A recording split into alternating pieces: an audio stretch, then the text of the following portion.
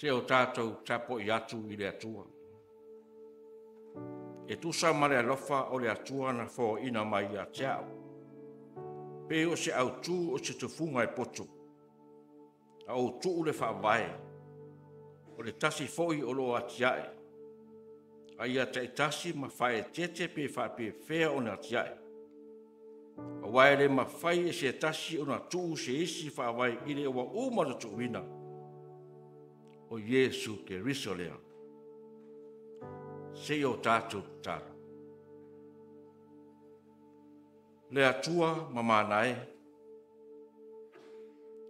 Le atua o le wha vavau. O le ua wha pa ia ina ai ta ngata uma. O atumu le langi. Le laro langi nei I lo mamalu siri siri ese. Wha fufonga maia. Ni tapua inga Samoa. Ma mafuta mai lo wanganga I le mea nei. Ina ia mawhai o na mato whaia ni tapua inga nei. I le anganga ma le whamaoni. Ina ia mawalunga I le vi inga o lo suafa. Wha ne ina ai lau fio le atua tama le alo ma le ngangsa. Nei e o I le wha vavau. Wha lava. Amen. O la tatou I atu I le atua, I le pese o saunia leo fai pese.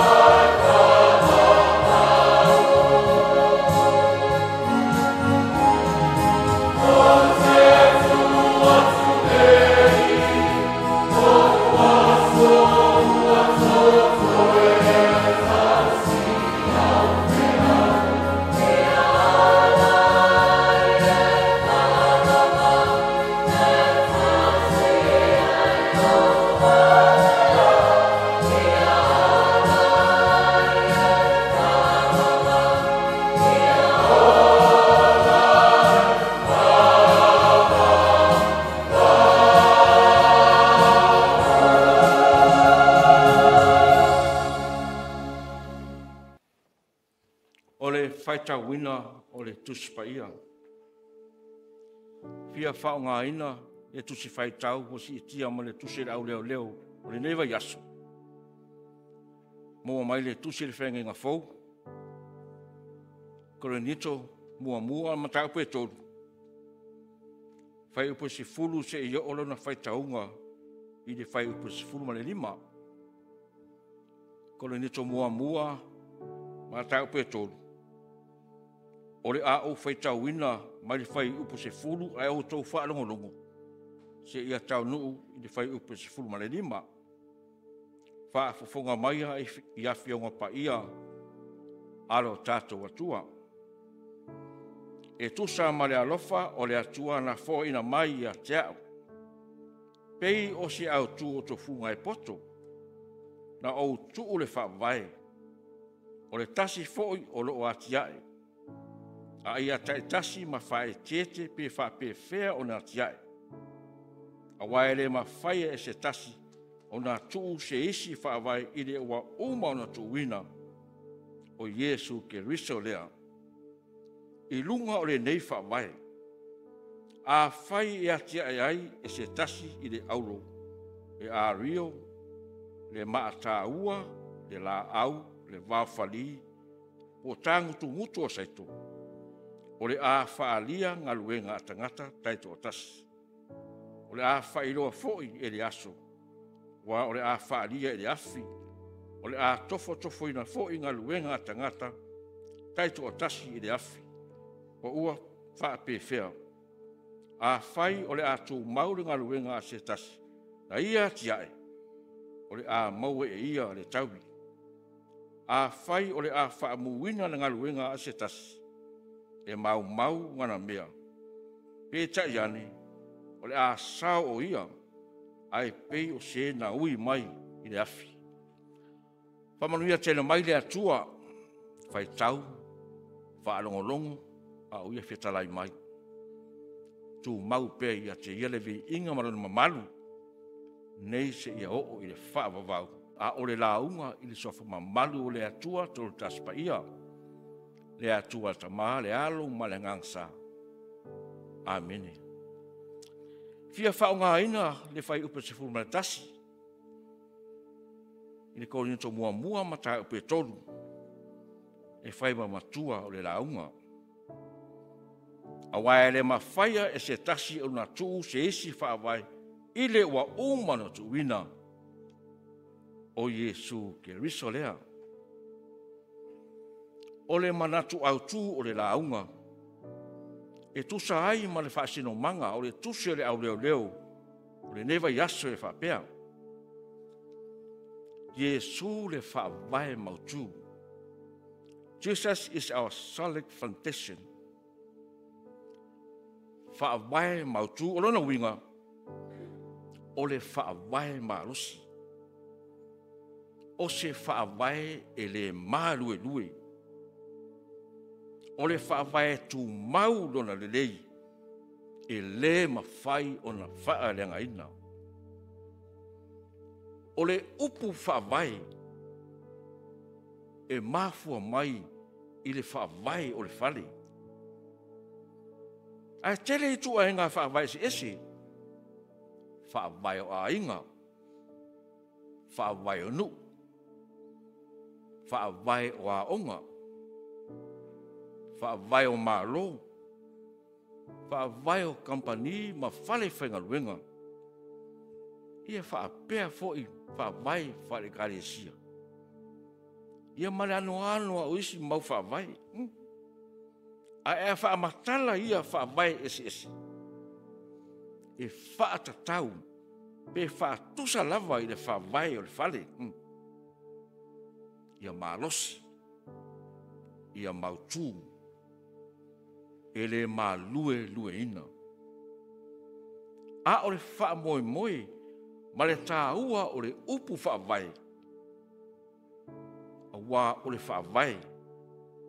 O lo o ta oto ai manuia o so se ngaluenga.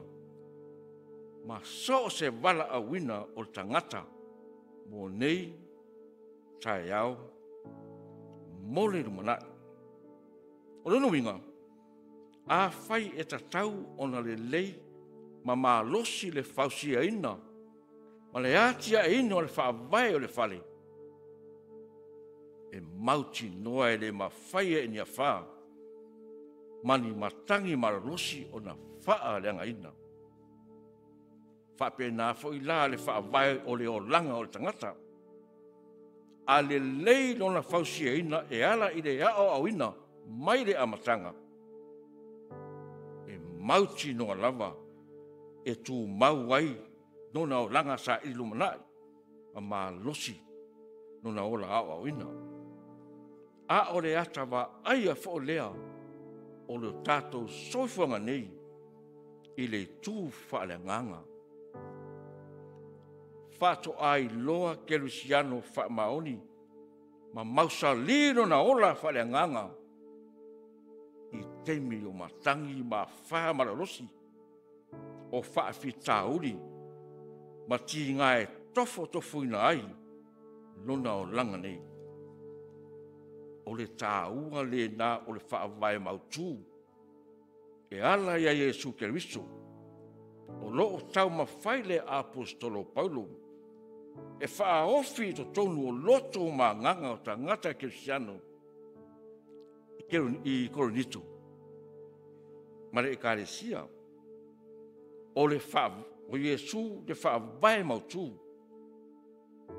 Awa a o i teimi e whesau ina ai. Le ola whaatua e ala i whaafitauri e sese. E mauti noa e tu maulo whaamaoni ma lo whaatua o wā ua whaavai ia Iesu o wola whaaleanganga. O le tusi mua Paulo i le ekalesia i Korinito. O le tali atu lea Paulo ua talo sanga nisi o le kalesia ia Paulo. Se i whesosani atu, ma sa irin au wala tala whiangai, e fofo ai le tele o whaafitauri. Ua aafi ai le ola whaatuotua o le kalesia i Korinito. O le au te lenga foi lea o le tusi mua Paulo, ile e kalesia i Korinito. O le tali atu o le apostolo, e tau fofo ma fo ia whaafitauri. Wa afa ina ile ola whaaleanganga o tangata. Ile e kalesia i Korinito, na ia whaawai ina i ai Iesu Keriso. O le whai tau masani, fo le o tato masani ai. Ava ai atu loa o le leise mea, e tau mawhai a le whiri e whaaleanga. O mautū le whaavai o le kalesia e Korinito, ia Iesu Keriso, ma le tala le lei, e pei o na atia e ina e Paulo, ma whausi ai le ola whaaleanganga o tangata. A o le whiri foi, e le moi, i le sa ili pea o sona awala, e ta lepe, ma whaaleanga ai. O le ekalesia na whaavai i le Keriso toi tū, mai i le oti ma le tunga mau. O le ekalesia o le saalotonga o tangata uma, mai pua ngā, ma whaingatā o le olanga o sa uma. Ne whaavai o le manuia o wetalia, ma whaatua ia te ia ma le whaamaoni. Ne whaavai o le whaoratanga, ma le ola e whaamavau, mō we sara mō ma le whaamaoni. Ne whaavai mautū lea, e ala ia Iesu, na whaavai ina e se ola whaaleanganga, i le ekalesia i Korinito. Lea ua toe whaamanatu atu e Paulo, ina ia tū mauai. Aua lava ne iai se isi whaavai, e lunga atu o nei whaavai mautū. Lea o loo tā ua i le whai upa se fulutasi, ua whai mua tātou matua. Wae le ma whaia e se tasi, o na tuu se isi whaavai, i le ua uma o na tuuina, o Iesu Keriso lea. O le fai upo se fulu ma le lua, e a ngai atu i le fai upo se fulu ma le lima. O lo a vatu ai e Paulo se lu i tau i le kalesia, pe a fai rātou te se ese, pe ave ese le whaavai o Iesu Keriso. Na fai i lo latou ola whalenganga. Ai whaunga si isi whaavai, ua manatu latou, e siri ma whetau i male iutu a inga o langa, o loo mana na o ai. Ai mai se foi, le mea e manatu le tangata, e sao mo ia lava. Lea la e faulinga mai i le manatu le apostolo. E iei le teimi e tofo ina ai. Mai loa ere e se senga o le whaavai mautu i a Keriso.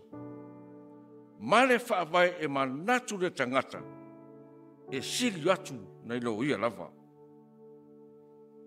Pei o le tala foinari, fato ai loa ne auro moni i le afi.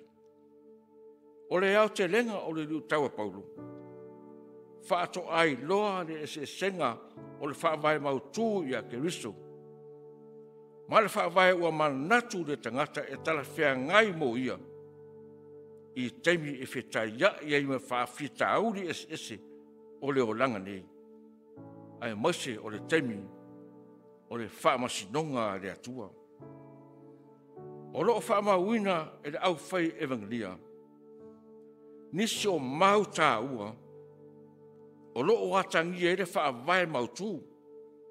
E pei ona whaaveina e Paulo le kalesia i Korinito.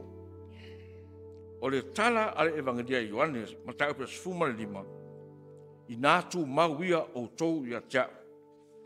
O au fo i ate o tou. O le tu mau ia tia au mao ia te ia. O ia lama le e fua te le mai. A wae le ma whaie o tou o na whaie o se mea tasi. Pe a o le iai. Pe tarai fo i Jesu le ala le malo ma le ola e whavau. O au nei le ala upu moni ma le ola. E le sa watu lava se tasi le tamā. Pe a le ui mai ia tia. O le whetalainga a Jesu ia Peteru i lunga le papa. O Peteru oe. O te yatia e fo'i lau e kalesia i lunga o le nei papa. Le papa na fai e fo'i le fata oto Jesu o le tangata poto e faulo na fale i lunga le papa. Ua tō mai le timu ma ua tafe mai le vai. Ai le pa uai lona fale. O le vainga a toa le i le ata o le wha vai mautu ya Jesu Keriso.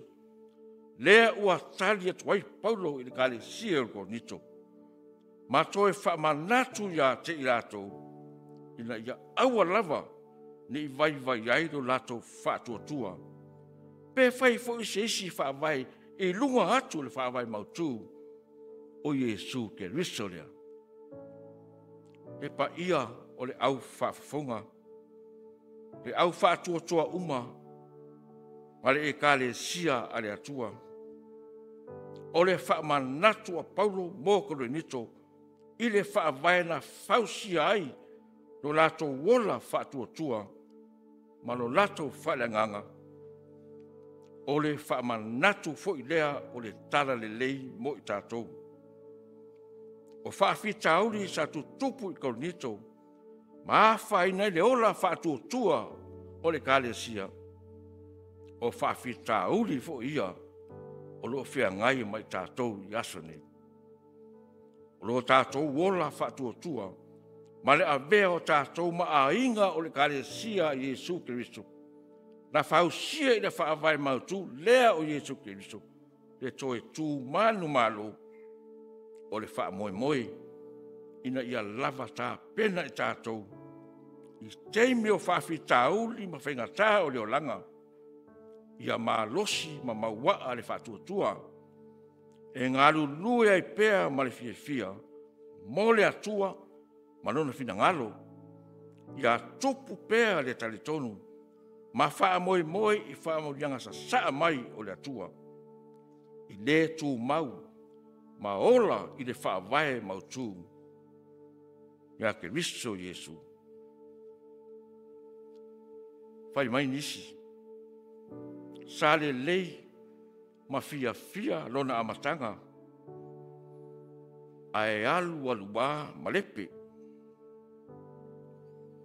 Whai mai fo'i sa mau popo ma whiaro whani lona amatanga.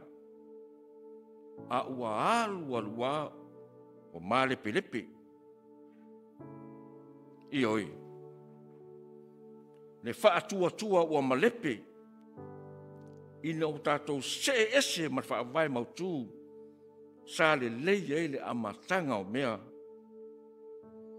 Ua ma lepe fo'i ma ua sala lautasi.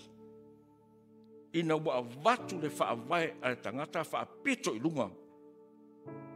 Ai whaapito i lalo le whaavai Iesu Keristo lea. Whai mai li whetalainga a Iesu le whaavai mautū. E se tasi o na tala whaatusa i le vine.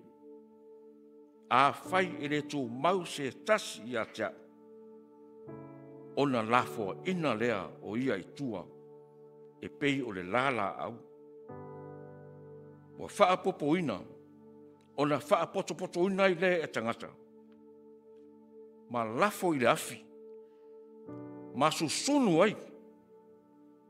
A o le tū mau i atea au. Ma o ia te ia. O ia lava lea e fua te le mai. E vi ia ai lo tamā i nei mea. O Iesu Keristo, lo tātou whaavae mautū, i le ola whaarenganga. Le whaavae na whaamautū uina lo na maalosi, ma lo na atoa whaamaoni. Ina ua toi tū manu malo mai o ia ma le oti, ma le tunga mau. Ina ia whaasau ina, ma whaaola ina, ana au whaatua. Nei, io i le whaavavau. Whaavau lava. Amen.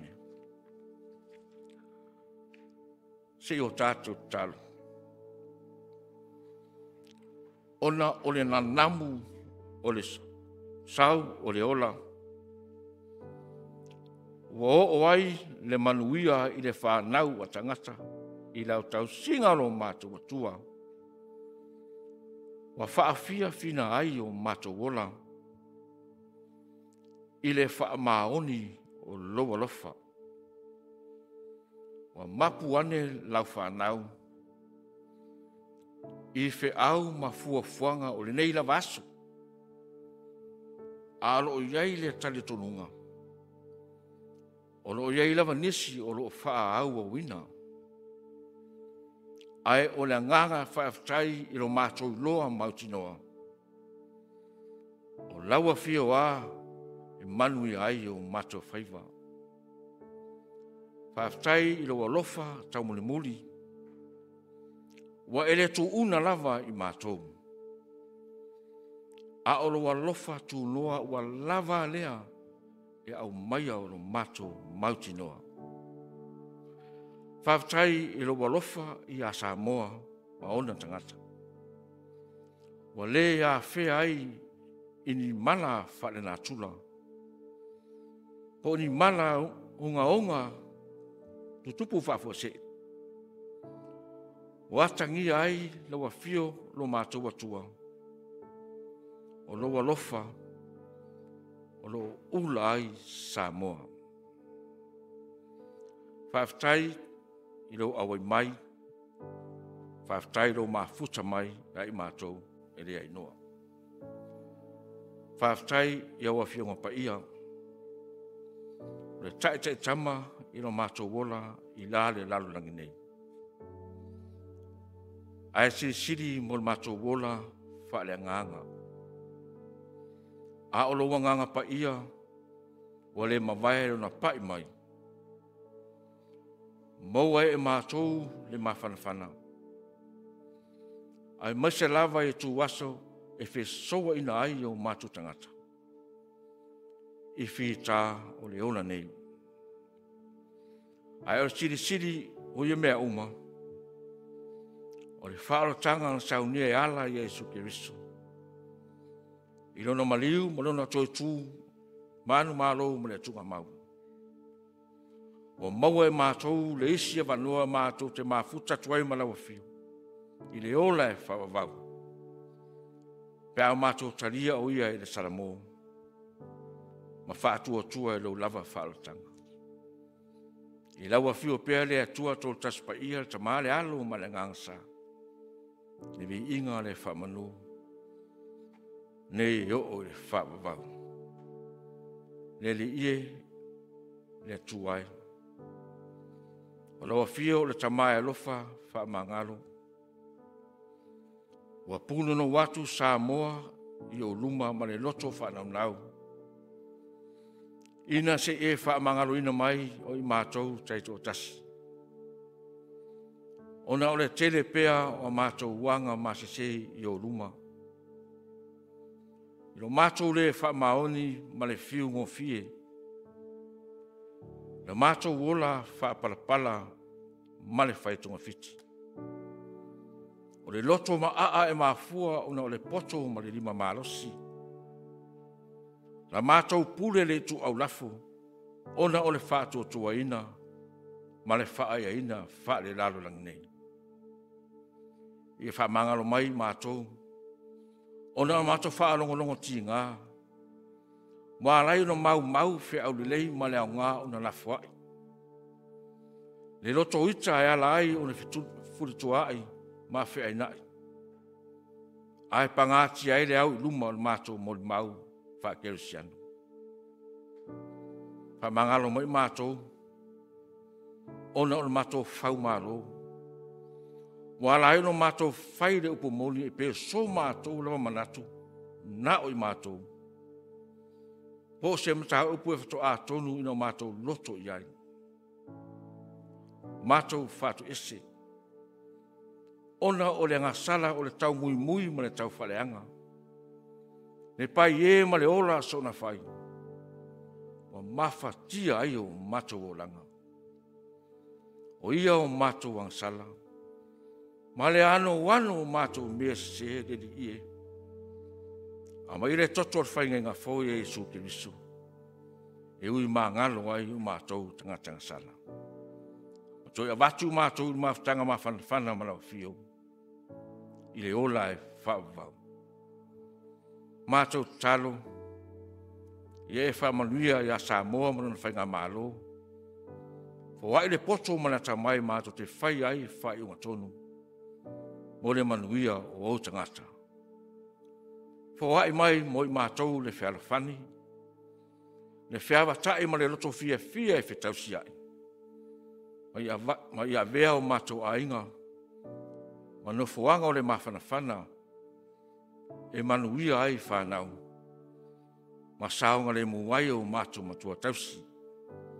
Ma ia ao mai le wa fio le atua o mātou loto. Ina i mawhaino mātou whaasa fua le loto le lei. Mō tangata umalawa. Fua e mai o mātou le loto tele. Mātou te wha au au ina ai o tō whinga. Ma e wala au ina i mātou. Iso o se awala. Mātou talo. Ia e wha malolo i e o lo mamai. Mangalu e ina e lawa fio nganga pa ia loto whengata. Ina ia whaingo fie lau whi au, ma lau ngaruenga. Wha mese lau nganga i ero whanau noa, ona lau wala au pa ia. Mana tua fo i ero whare pui pui, ia vea whasalanga, to ia fua e se fua whanga fau i o lato o langa. Ma malu mai le pō manu whaingata, a ulu manai malo longa.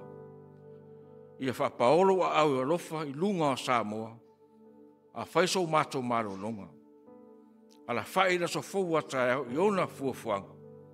Langi whitale ai le vi inga ro suafa. Tosa i mele leo e saulia mai whaia mo i mātou. A ole manuia ma le while e mu mai lewa fio le atua tō taspa ia. Le atua tamā le alo ma le ngangasa. Ia e lunga o Samoa. Turi lo uina ai i mātou, whātasi ma la whanau o li lalolangi. Nei e o i le whaavavau lava. Amene.